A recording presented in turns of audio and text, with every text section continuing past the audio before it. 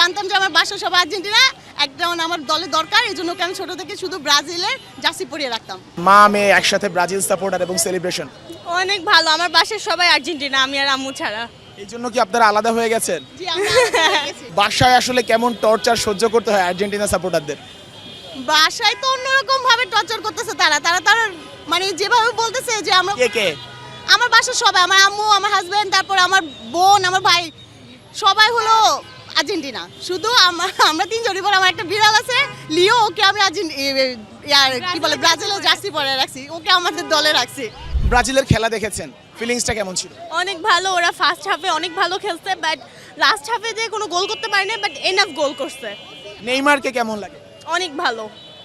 আচ্ছা আপু, ম্যাচ দেখেছেন, মানে ম্যাচের আগের এক্সাইটমেন্ট গুলো কেমন ছিল? ঘুমানোর প্রিপারেশন কিংবা এসে রেডি হওয়ার খেলা দেখা? আমার তো ঘুমিয়ে আসে না সারা রাত, কারণ আমি চিন্তা করতেছি যদি এবারও ড্র হয় বা হেরে যায় তাহলে তো আর মুখ দেখাতে পারবো না কারো কাছে, কারণ যেভাবে ট্রল করতেছিল ফার্স্টের খেলার জন্য, এখন ভালো লাগছে। এখন তারা চুপ একদম, তারা এখন বলতেছে যে হাইতি তো অনেক একটা ছোট দল, ওদের সাথে 3 গোল কোনো ব্যাপার না, তোমাদের 7 গোল দেওয়া দরকার ছিল।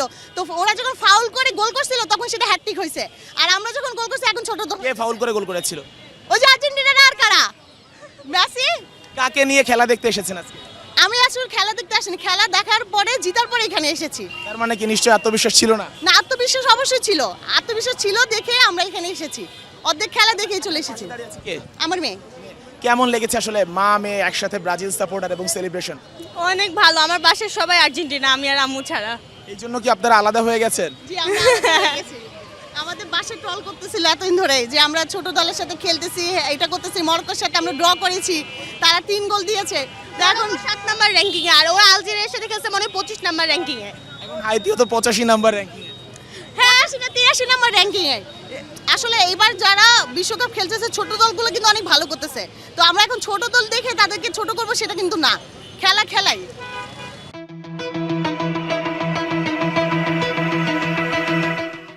আর মানে বাসায় আসলে কেমন টর্চার সহ্য করতে হয় আর্জেন্টিনা সাপোর্টারদের? বাসায় তো অন্যরকম ভাবে টর্চার করতেছে তারা মানে যেভাবে বলতেছে যে আমরা, কে কে? আমার বাসার সবাই, আমার আম্মু, আমার হাজবেন্ড, তারপর আমার বোন, আমার ভাই, সবাই হলো আর্জেন্টিনা। শুধু আমরা তিনজনই, পর আমার একটা বিড়াল আছে লিও, ওকে আমি কি বলে ব্রাজিলের জার্সি পরে রাখছি, ওকে আমাদের দলে রাখছি, কারণ কেউ নেই। আর হচ্ছে মানে আম্মু কি জোর করে ব্রাজিলে নিয়ে এসেছে? ছোট থেকে আমাকে পড়াইছে জার্সি, এখন আমার কাছে ভালো আমি লাগে। আসলে জোর করে রাখছি, কারণ আমি জানতাম যে আমার বাসা সব আর্জেন্টিনা, একজন আমার দলে দরকার, এই জন্য ওকে আমি ছোট থেকে শুধু ব্রাজিলের জার্সি পরিয়ে রাখতাম। তার মানে কি মোটিভেট করে তারপরে আনা, রাইট? না, বাট এখন তো বুঝি, এখন ভালো লাগে। আমার আব্বু আমাকে অনেক অফার করে, অনেক কিছু অফার করে আর্জেন্টিনা হওয়ার জন্য।